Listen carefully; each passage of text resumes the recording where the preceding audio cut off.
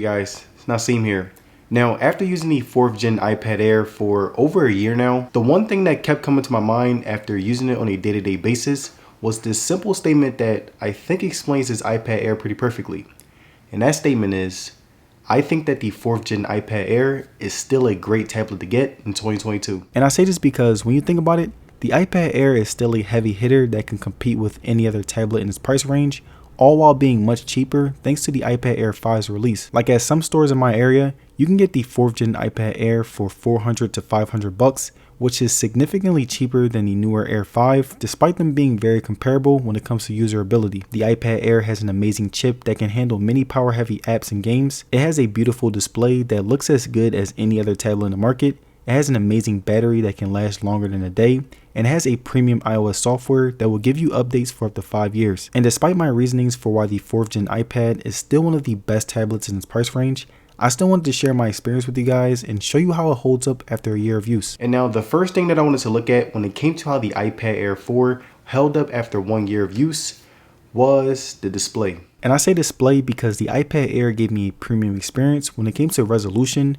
quality, and overall size of the screen. It was small to the point where I could carry it anywhere I wanted to easily, and it was big enough to the point where whenever I was using it, I didn't notice that it was a mid-range iPad and I could see everything clearly. And also, speaking of display, I love that the colors were vibrant, the whites were very bright, the sharpness was really good, but not too much to the point where it's unrealistic, and the resolution was overall really good. And the only problem that I had when it came to the iPad Air was that it didn't have a 120Hz refresh rate like on a lot of other tablets, which made the whole experience of the display feel more outdated. But again, besides that, I would say that most people will enjoy the display, and to show you guys why I think so, here's some examples of me playing videos and playing games.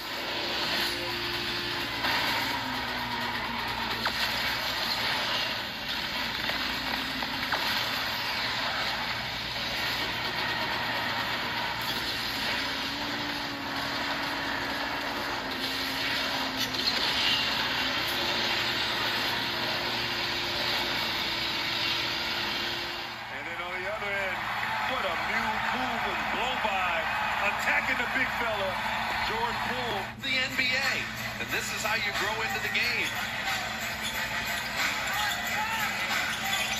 Oh, Poole had Clarkson fall down and then hit the three. Breaking ankles, and no defender wants to do that. Oh, it's a mean in and out.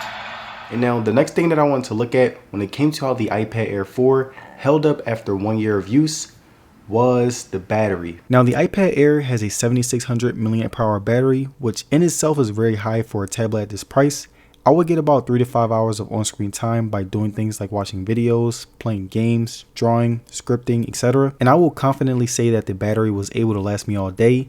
Like at the end of every day, I will have about 35% battery left, which was pretty amazing since I was putting a lot of strain on it for a longer period of time. And the only time where I didn't last all day was where I would play heavy games for a long amount of time, like Asphalt 9, but I will give it a pass because any game that powerful will drain the battery faster. I also was really impressed with how fast the charge times were, because usually a lot of other tablets have a bigger battery, which means slower charger, but the iPad Air wasn't too slow. Like whenever I would charge my iPad while I was getting ready to head out, I would be getting ready for about an hour and a half, and my tablet would charge from 20% to 100%, which was pretty great for me. And if you are someone who likes to go out a lot with your tablet, then I would advise you to keep it portable on you if you're going to be playing heavy games, because again, it will drain the battery faster. And now the next thing that I wanted to look at when it came to how the iPad Air 4 held up after a year of use was the software experience. And when I say software experience, I mean just how well the software was and how smooth it was able to handle it. Like right here, you can see me scrolling through the OS and you could just see how well kept it is. I didn't have to deal with any lags. I didn't have to deal with any apps crashing on me.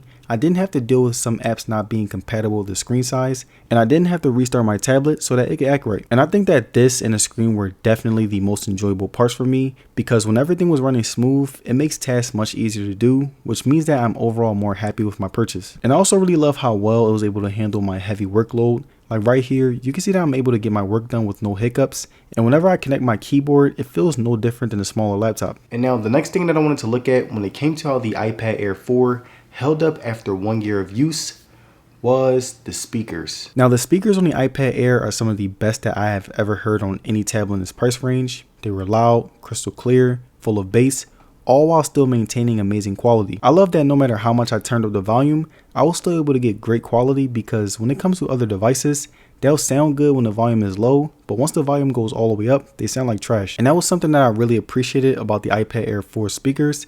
And to give you guys an idea of what I mean, I will be putting the speakers on full blast while playing a video.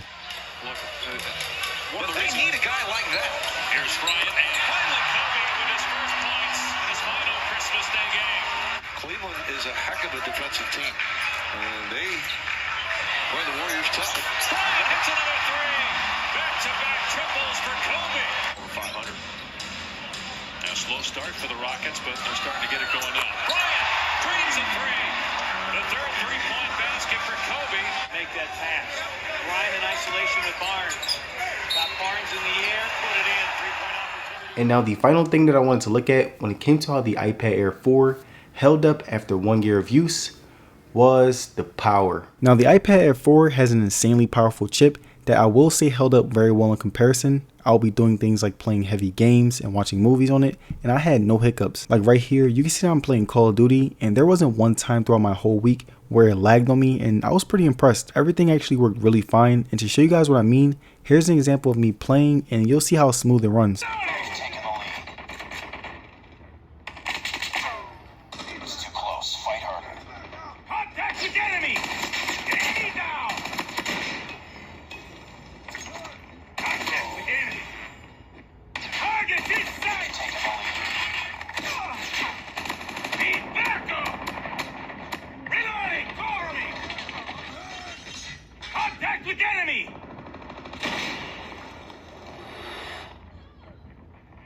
Targets inside. Reloading. Cover me. Contact with enemy. Enemy contact. Targets inside. And here's my final question. Should you get the iPad Air 4 over the iPad Air 5?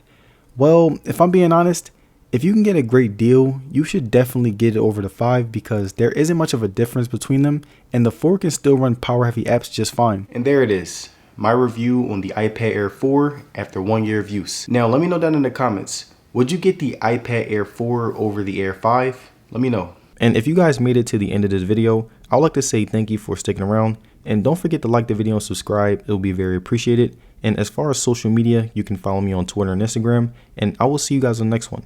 Peace.